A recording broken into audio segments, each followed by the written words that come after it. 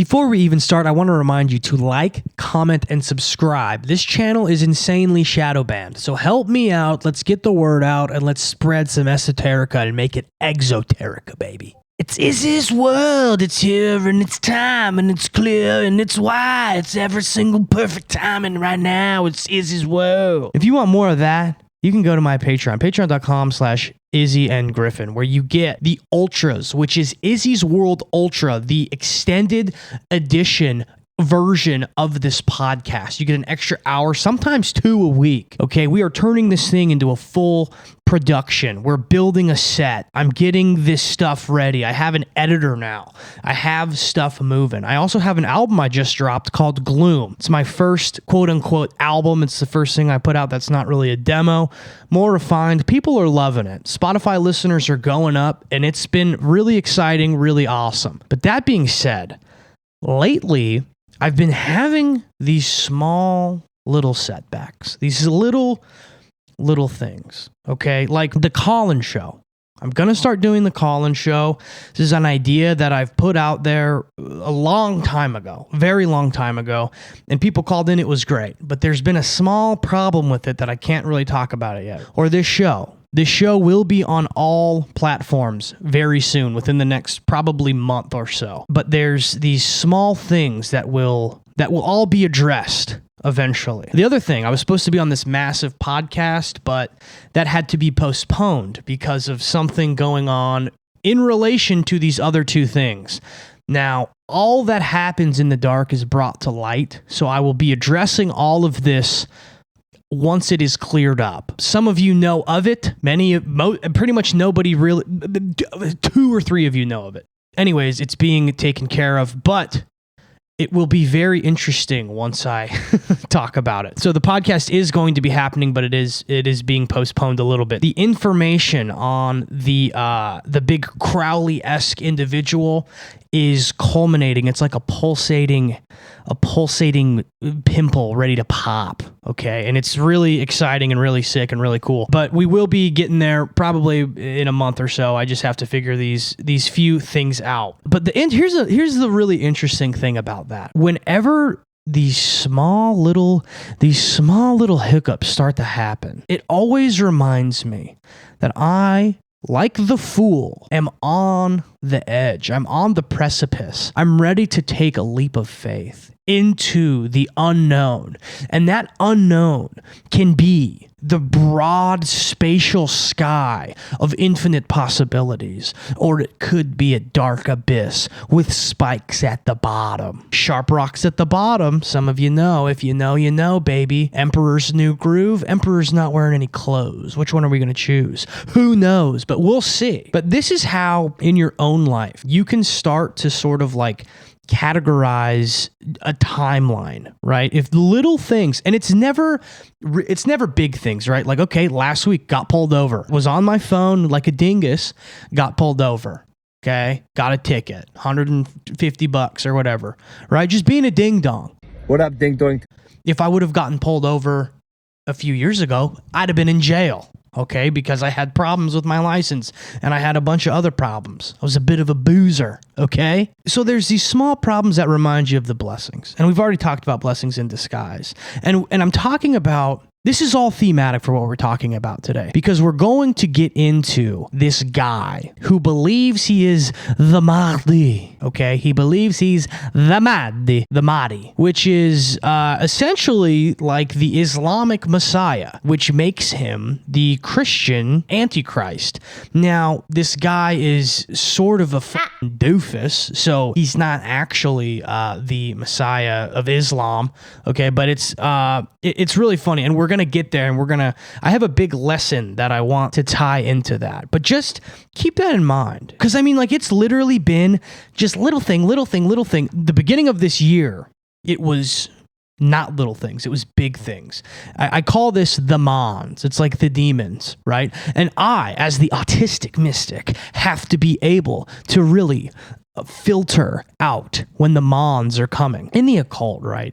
This is the funniest thing. Occultists are like, they're not demons, they're daemons. And they spell it, instead of D-E-M-O-N-S, they spell it D-A-E-M-O-N-S. And they're like, they're daemons. They're actually neutral beings. Oh, it's like the most Reddit shit ever. And it's like, they're not. They're malevolent. Have you ever met someone who's just like, they have no moral compass? That's what these people believe, like these Reddit occultists. This podcast is making the esoteric exoteric, meaning it's uncovering the hidden. So we're making this information not esoteric anymore. Reddit occultists are even more of that. They're just like, oh, I actually was praying to Freya this morning, and I gave her a nibble of my little tangerine. That's what they do. They literally have these little altars that they buy on Etsy, and then they chop up a blood orange, and they're like, oh yeah, this morning I did chaos magic to my Freya deity, and I actually gave her a dash of nutmeg because she likes that. I gave her a clove cigarette, and then on my way out to make sure I'm culturally diverse, I did the sign of the cross to Dia de los Muertos. They're like, oh, now I'm going to brunch and I'm going to get a guacamole margarita. It's it's just, they're fucking gay, dude. It's gay, okay? Sorry. And if you're gay, sorry. I'm actually a homosexual, and you guys might not be homosexual, but you're definitely gay. You know, whatever. It is what it is. But we're going to get to the Mahdi because this guy is fucking hilarious. This guy is... He's so fucking funny. He's an Egyptian American. He started a cult, and it's just awesome. But before we get there, there's something a bit more, how do you say, not heavy. It's not heavy, but it ties into this idea of knowing where you're at, right? When these little things start to happen, I know where I'm at. I know that there are some things in my life that I need to work out before I get to level up. Because the way that I look at segments in my life, chapters in my life, Christians call them seasons, right? It's a season. And that's a good way to look at life. I always look at things in sort of like, I look at it in terms of projects. So like, oh, I had the album come out, like that's a segment of time. It's like an era. I have this, and this, and it's a way to kind of segment things out. But a season is a good way to look at it too, right? And when these little hiccups are coming where it's like, okay, I have to push back this big podcast that would have been really good for numbers and blah, blah, blah, blah, blah. It's like, okay, but I can't control that. These things that are happening where it's like the Colin show, I had to postpone it. I had to completely change it, actually. Like all this stuff, it happens in a way for the ultimate good, right? Obviously, me doing this project is really, it's a form of magic, right? And not in the sense of like, I'm trying to do a spell on the viewer. No, it's in the sense that I'm trying to bend reality. I'm trying to make this a thing where I can teach people because I'm good at it, but I can also, it can be a stream of income, it can be a outlet for me, it can be a way for me to artistically express myself, etc., right? That is essentially me bending my bending reality to my will, right? But the thing is I also understand that there are bigger things out there that I'm not in control of. I can't control a lot of these things that are happening to me, right? Like I can control the fact that I'm on my phone if I'm driving. I can't control the fact that I'm getting pulled over. But what I can do is I can then take the proper steps afterwards to pay the ticket, etc., and to have the proper reaction to this lesson that is trying to teach me something. Possibly that when I'm driving, I need to be more present, not on my phone, because the reason I was on my phone is directly related to the reason why this stuff had to get postponed and this entire big thing that's been going on in my life for months, right? It's this big overarching thing that's affected every single aspect of my life. Right. So really what it is, it's God trying to tell me you need to be more focused on whatever it is. Right. So I'm bending the will of reality in a way to fit the grander narrative that God already has planned out for me. Right. Because when you start trying to do things your way with ego, okay, we can think of like Carl Jung and the ego. Okay, and we can think of it as like sort of the iceberg, right? Like the psychology iceberg. The ego is the tip that we see, and the bottom, the shaft, okay, is all the stuff that the subconscious. That's all the bigger stuff. If we allow self and ego and I'm going to do everything my way and blah, blah, blah, blah, blah, right? Like that's when you become a Lucifer. That's what you become. That's when you start doing quote unquote magic in ways to where you're bending reality to your will and you don't care about the grander narrative. You're not falling into line with the will of God, right? And ultimately, I was thinking about all of this stuff, because some of this has been extremely frustrating in my life. And what it reminds me of is Saint Francis of Assisi, okay? Or Assisi. I don't know how to say it. I'm not Italian, okay? What Saint Francis says is he basically says, live your life as if it is a continuous act of prayer, okay? And to do so in the spirit of prayer and devotion. Basically, everything you do should be looked at as if it's a prayer to God. Now, this is something I think about often, and it fundamentally changes the way that I live my life, right? Because when I was growing up, right, I was raised Catholic. So I was one of those little like 13-year-old kids who like literally thought like I could imagine heaven, right? And like if I was going to do something bad, if I was going to go and watch Pants Off, Dance Off, and jerk off in my room, right? I'd be like, oh my gosh, my ancestors are watching. And now that's like a obvious Catholic guilt, probably traumatizing, unhealthy way to look at reality, right? But if you look at it in the sense of that, it's not that you're being monitored, and if you every time you do something bad, letter on the board, number it, tic-tac it. Not how you look at it. You look at it like it's a prayer, it's a poem, right? I've talked about on the show how everything is music. It's a continuous dance. And if that dance is also a prayer, okay, it becomes a continuous flow where everything you're doing, if you're doing it with the right intentions, even the times that you fall will be seen as these small missteps in the more grand walk of life that essentially is your journey to the kingdom of heaven, right? Remember, even Christ fell 3 times.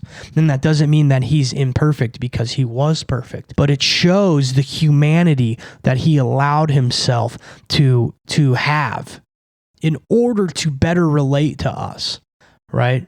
So that's what that is. And what an amazing and interesting and deep thing. Everything is a prayer. The thing about this that is really, really interesting is I kind of looked more into this, and the concept is broken down into 4 different sort of categories, right? And it's interesting, it's always 4. When we're thinking of like tarot, it's like it's the 4 elements, right? I don't know. I just find that's interesting. But it's prayer as connection, not just words. St. Francis believed prayer wasn't only about speaking or reciting, it was about being in constant relationship with God. That means your actions, intentions, kindness, and struggles are all a form of prayer, and it's done in a spirit of love, gratitude, and mindfulness. The interesting thing about this, and I need to stop saying the interesting thing about. I need to stop doing that. So it's a bad habit. It's lazy. When I live my life with more gratitude, it fundamentally changes my entire outlook on everything, right? It really, really does. Number 2, seeing God in everything. Francis saw the divine in all of creation, animal, trees, water, the poor, the sick. For him, taking care of a wounded bird, comforting a beggar, or marveling at a sunset was as sacred as kneeling in a chapel. By recognizing the presence of God in every moment, life itself becomes kind of one ongoing prayer. Now, interestingly enough, I believe Saint Francis was said to be able to commune with animals. He could speak to animals. So that's pretty wild. 3 is living with intention. If life is a prayer, then how you live matters. Every decision, how you speak, how you spend your time, how you treat people becomes a sacred act. It's about infusing your ordinary life with purpose and love, and it is as simple as things that carry spiritual meaning. Gratitude and simplicity.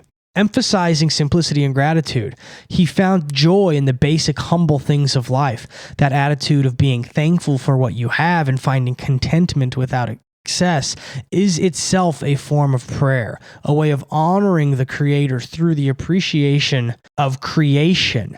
And his actions spoke louder than words. Serving the poor, caring for animals, etc. Kind of wraps back in with number one.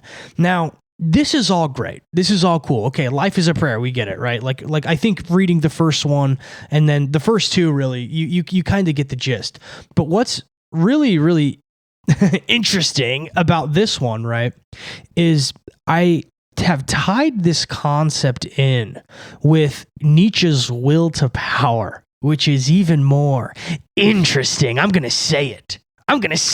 You know what? I'm about to say it. That's my prayer, okay?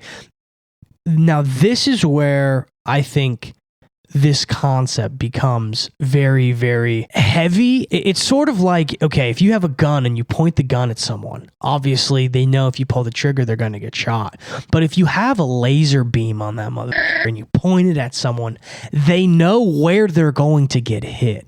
Now, that is a completely different sort of lane and sort of way to look at this. Now, I had somebody in my in my YouTube comments on one of the first videos. I talk about how Nietzsche and Christianity are fundamentally different and how they are completely two ends of the spectrum. Now, here's the deal. I'm right. I had somebody respond to that portion of the video saying, they're only fundamentally different if you actually don't have a fundamental good grasp on Nietzsche. That means that you have a rudimentary understanding. He said that. A rudimentary understanding of Nietzsche. And then you know what I did? I responded, citing several times of Nietzsche completely destroying Christianity, slandering it, and everything else. You know why? Because I used myself as an example of how contradictions and hypocrisy happens within all of us, and that's okay. Describing myself as a Nietzschean Christian and how that doesn't really make sense, because Nietzsche literally calls for a return to paganry. He calls Christians weak. He says that their time is due and that they were essentially good for getting us to where we're at, but it is not good for the modern man, and we need to transcend into the Übermensch. And here's what I did. I responded and destroyed him, and he responded one time, and he said, and he had a little argument until I, off the top of the dome, quotes, bring it, quotes, destroyed. Now, here's the deal. I'm right and you're wrong. We're going to use Nietzsche to have the power, and we're going to use Saint Francis of Assisi to be that laser beam. We got the Glock, and it's pointed right at your spirituality, and the laser beam is going to hone in right on that forehead and give you this knowledge. So let's proceed forward with Nietzsche and to give us that power, literally. Nietzsche, okay, is a nihilist and an existentialist. So here's the interesting thing is this. Nietzsche is a self-professed nihilist. Also, he is of the philosophical category technically under existentialism. Nihilism and existentialism are similar, but they're very different. Existentialism is essentially knowing that life inherently has no meaning, but you can find freedom within this fact that life has no meaning, and this empowers you. Nihilism is sort of the same idea that life has no inherent meaning, but you can become a sad, little depressed individual. Now, the sort of meme version of this is the virgin nihilist versus the Chad existentialist, and I will have memes on the screen to accompany. Okay, so the virgin nihilist believes life has no meaning and nothing matters. He walks around with a constant frown, dresses in dark, unkempt clothing, spends all day lying in bed, staring at the ceiling, avoiding all responsibility and commitment, seeks temporary hedonistic pleasures like drugs, alcohol, and meaningless relationships, believes everything is meaningless and ultimately pointless. And this is the most interesting part. They quote Nietzsche completely wrong, and they don't understand it. Nietzsche was somebody who was a nihilist, but he loved the fact that life had no inherent meaning. He loved the fact that he believed we had gone farther than Christianity and that we were the being that would use his concept of will to power to push ourselves to the ultimate form of human, literally the Übermensch, which is German for the Superman, okay? Now, another famous German guy took a lot of these ideas. I don't know if you know who I'm talking about, but he had some pretty similar concepts, which technically is sort of not true in a way, because this famous painter took some of his ideas, and these ideas were actually edited by Nietzsche's sister and changed in order to fall in line with what the painter thought, to give it more ground under a philosophical name, a bunch of stuff going on with that. But you get what I'm saying. But the Chad existentialist is someone that embraces the fact that life has no inherent meaning, but finds freedom within that. He carries himself with confidence and a sense of purpose, dresses stylishly and takes care of himself, embraces all experiences, both good and bad, as learning opportunities. This ties directly into what I was saying earlier, Holy Spirit, activate, baby, where I'm saying I made these mistakes. I got pulled over, okay? I have all these things happening in my life that are culminating into problems, right? They're problems for me, but I'm solving them, working through them, and understanding there is a bigger, better picture at the end of the day that I'm going to have painted for me, that I'm going to assist with. I'm not picking out the colors, but I'm definitely moving the paintbrush, okay?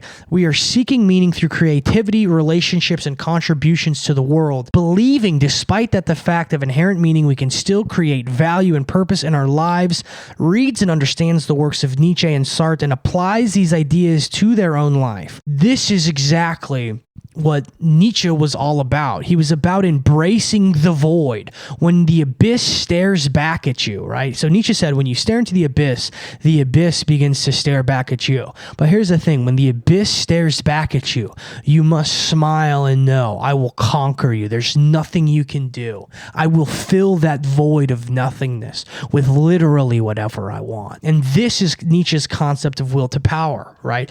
It is Nietzsche's belief that the underlying force behind all human life and its drive towards growth, expansion, and self-overcoming. This is the will to power. Many people get this misinterpretation that the will to power is this exerting your will over everybody and f***ing everyone over and trying to win everything and harm people and win at all costs. That's not what it is. I have a book somewhere over here. It's called The Genealogy of Morals, where Nietzsche essentially tries to find the origin of morality, and it all ties in. All of his life work all ties in.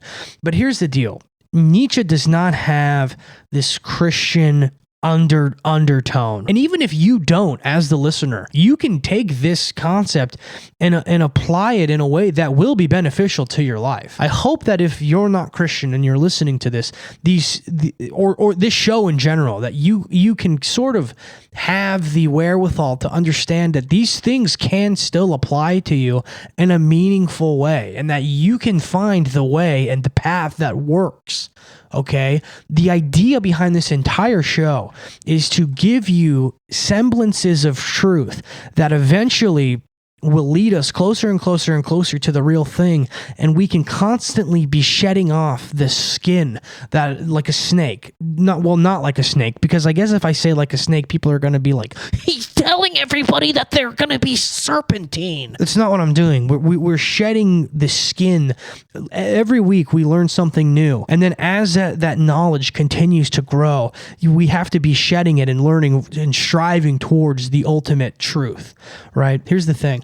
We are going to combine Nietzsche's will to power and St. Francis of Assisi's idea that life is a prayer. So when we combine these, when paired together, we get a life where one's will to power, the drive to expand, create, and overcome, is guided by the awareness that life in itself is a sacred prayer. Imagine your ambition and vitality are not driven by ego. They're not driven by the Luciferian need of the ego to be superseded by only itself and more materialistic, hedonistic pleasures of the flesh. We're transcending past the archetype of the tarot devil. That's what that is. It's material. It's now. It's being trapped. It's going beyond it. This is where Nietzsche fundamentally comes up short, is that there is the will to power, right? Okay, the will to power, I'm going to get everything I want. I'm going to grow and become the Ubermensch. Okay, you become the Ubermensch, you become the Superman, you have 10 billion fucking dollars. Now what? You fundamentally, there is more. You have to destroy the ego by literally sharpening your ego to such a point that once you hit there, it just you explode past it. You explode past the ego. There's all these Eastern ideas of we're all one. Let the ego go. No, you build the ego to completely rip it apart, and you realize you don't even need it, because the vitality and the drive that you have in order, when you're living your life as a prayer, you realize that it is love, reverence, and connection that is fused with the dynamic self-actualization and spiritual humility. It's having the humility to know that the ego and doing all of this purely for yourself is essentially meaningless. You're doing it for the divine creator of all things, of literally everything. There's another philosopher, his name is Spinoza. And Spinoza was outcasted by the Catholic Church because he essentially created the idea, he didn't create it, but he popularized it within Europe, of pantheism, where everything is God. Literally everything is God. I'm God, you're God, every single thing, this Sharpie pen is God, right? And when everything is God, when you have these ideas, the Catholic Church was worried because it becomes so powerful. And I think it was like the 1400s where he came up with that. But when you realize this thing, you realize that everything leads to a sort of humility. Right? When you become the Ubermensch and you're fully just, you're Alex Jones and out, I'm the freaking, you realize, oh, I have to be humble under this God who could literally destroy the universe in a second if you wanted, right? So you surpass yourself, not to glorify yourself, but to become a vessel for the sacred, to participate in the continual creation and betterment of the world through a prayerful act. You becoming this, the very act of becoming this sharp instrument, you're becoming an instrument of God. And now this is where it gets really interesting. Nietzsche, this is not so much Nietzsche, this is more Sartre. Jean-Paul Sartre was a French philosopher who was into the idea of transcendental philosophy, transcendental existentialism, which is technically, I guess, transcendental philosophy too. But transcendental existentialism is essentially understanding that your ontology is a fancy word for being. Your being is nothing, because he was an atheist, right? He believes in the nothingness that Nietzsche also believed in, right? You have to try to transcend your life. You have to transcend your reality. And you do this by finding things worth living for. When you are able to sharpen your life into a tool, right, that is a prayer, which is essentially you are the instrument that you are sharpening to be an instrument for God, and not even like for God. You're just doing it because that's what you believe life is. You believe life is a prayer. In that act, you are also fulfilling Jean-Paul Sartre's idea of doing transcendental existentialism, because you are transcending your own life. Your life and your being is becoming a prayer. the idea of abstractification, right? So, for example, this right here is a Sharpie. If you're watching, there's one Sharpie. If we take the idea of one out and we just have one, that's an abstractification. If you're able to literally transform your life into a prayer, you are now abstracting what your life is.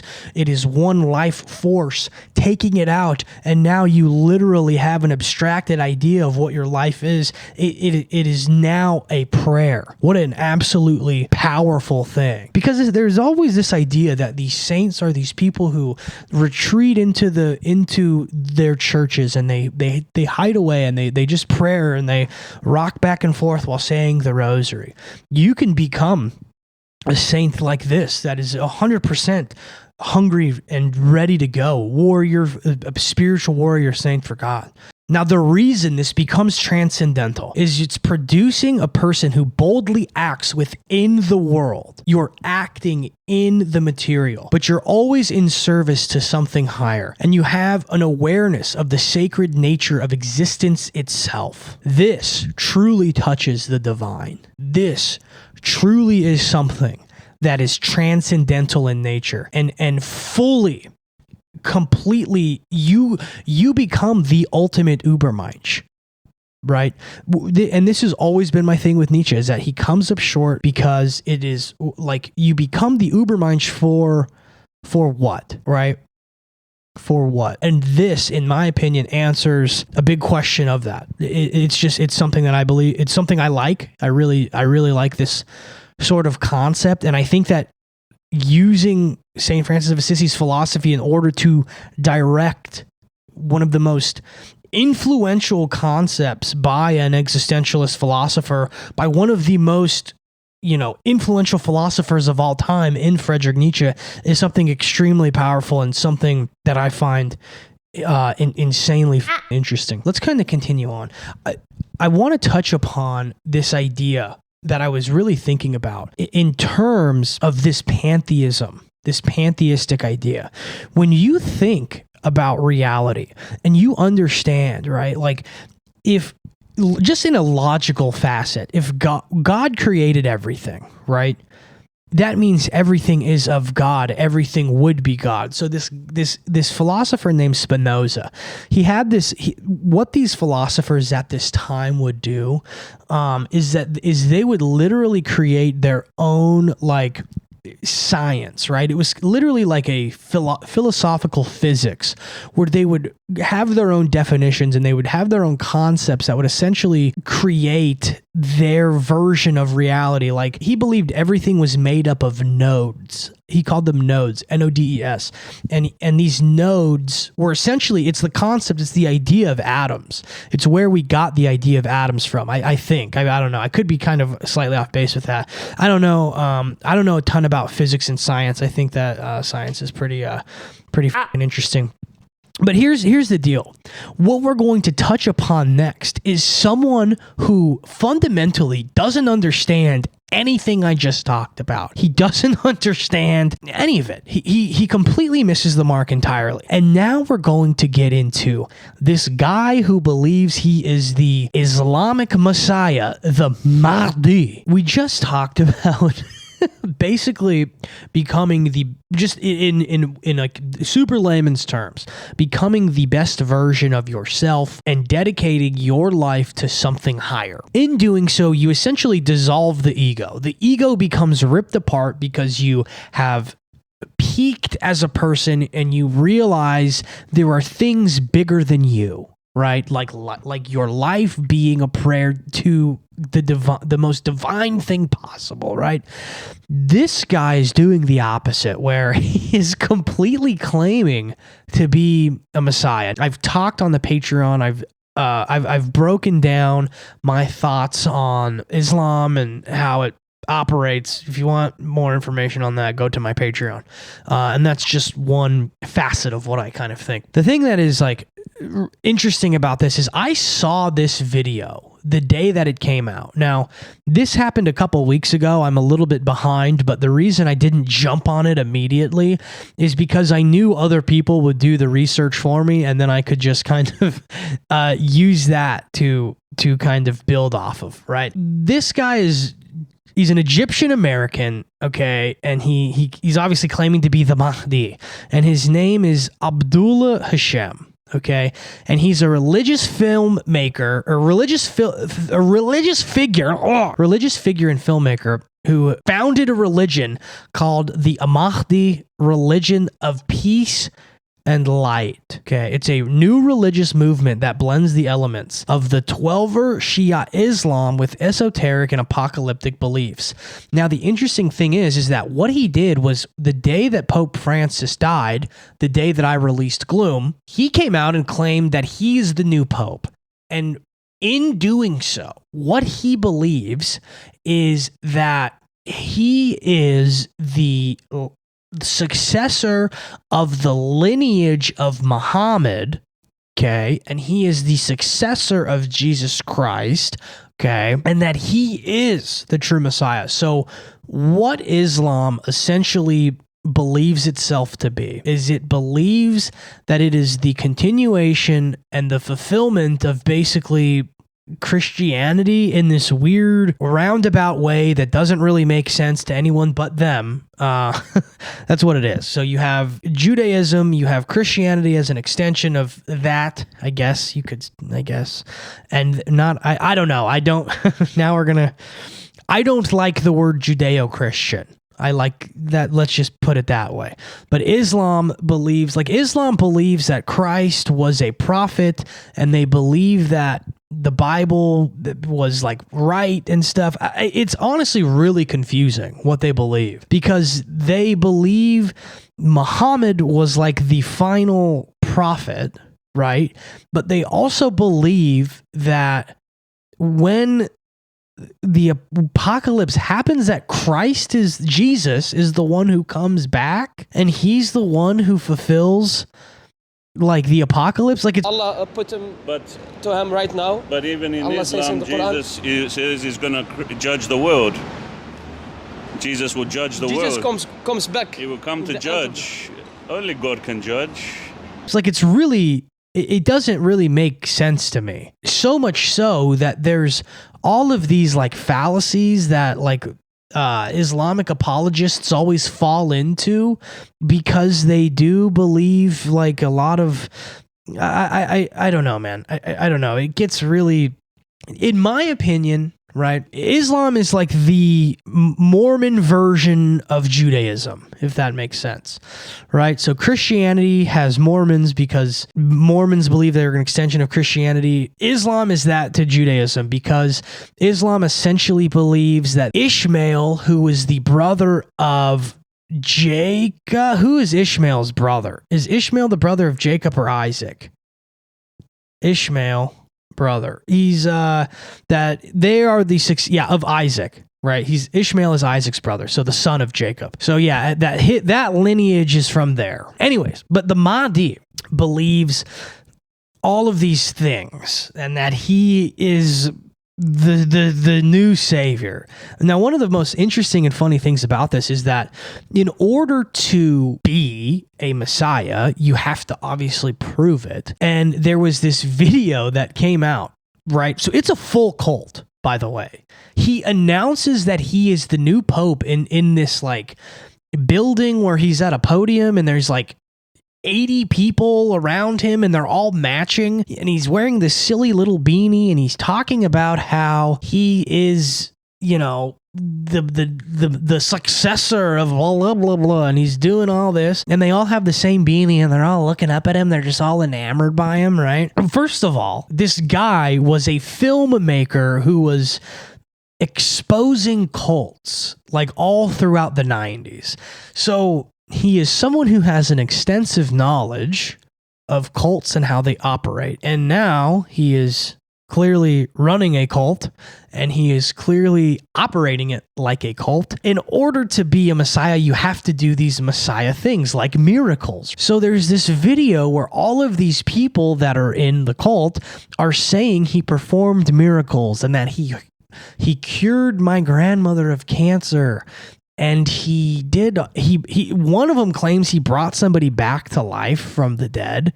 All of these really far out and insane claims, right? And then in a later video, like once he started receiving a bunch of flack, because here's the thing, this video has hella views. There's so many views on this shit. This shit went viral as hell. I remember the channel had 30,000 followers on TikTok, and then it blew up to like over 100, like immediately. The funny thing about this guy is I have seen videos of him talking about like conspiracies on TikTok before, and I don't know if they've been scrubbed or what, but I've seen this dude talking about like conspiracies before. Because the reason I recognize him is he wears this little silly beanie, and in like one of these interviews, I watched a bunch of them, and he's like totally playing up. He's like super American. It's so obvious, and he's like trying to do this like, you know, Arabic drawl, and he's like, the reason I wear the beanie is because it is the hat of the common man who is trying to warm himself while working is what I want. It's like, first of all, in doing that, right, he doesn't even realize how you're wearing something to appeal to the common man shows that you think you're above them, right? One of the main things that Christ exemplified constantly was that he was just like everyone else. That is the point of him coming down and becoming human. That is the point. That's why he fell 3 times, so we could see the humanity in him. Jesus didn't, I mean, I don't know if he ever said any, I mean, we only know what he said based off of the texts, right? Off of the Gospels, right?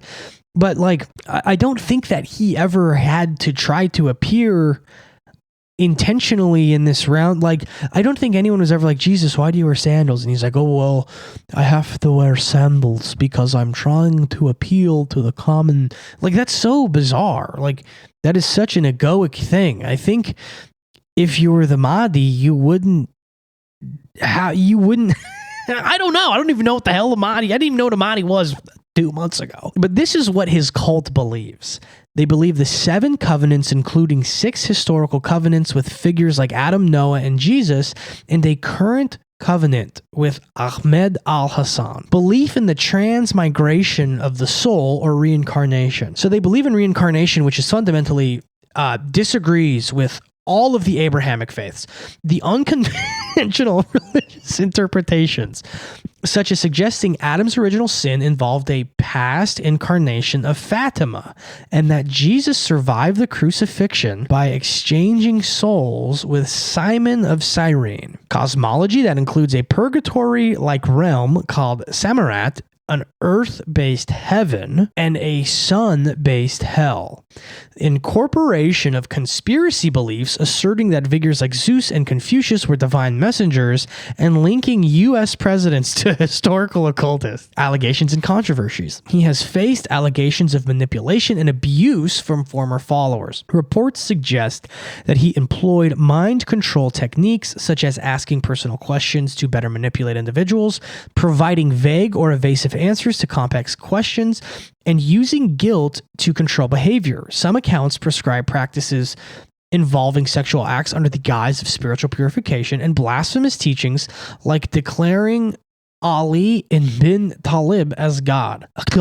Additionally, Hashem has been accused of encouraging followers to lie under the pretext of the taqiyya, leading to fabricated accusations against family members to discredit dissenters. These allegations have led to legal challenges and public scrutiny. That is, that's just so wild. So the interesting thing, his birth name is Abdul Hashem, which is bizarre because I really did not think that it would be, because I don't think that it is. I bet you they changed it. There's no way that's this guy's name. I just don't believe it. I just find that so egoic and so bizarre and so like, dude, to come out the day the Pope dies, to claim yourself the Pope, and to already have a following. Like, the video, I'll have the video in this, but it's like, it is so just beyond anything I could even comprehend, right? Like, I remember, this is kind of embarrassing, but I'll tell a story. When I was young, I've never told this one. I've said like so many times, I've never told this one, and I have. This one is pretty cringe. When I was like 18, okay, I was going into college, right?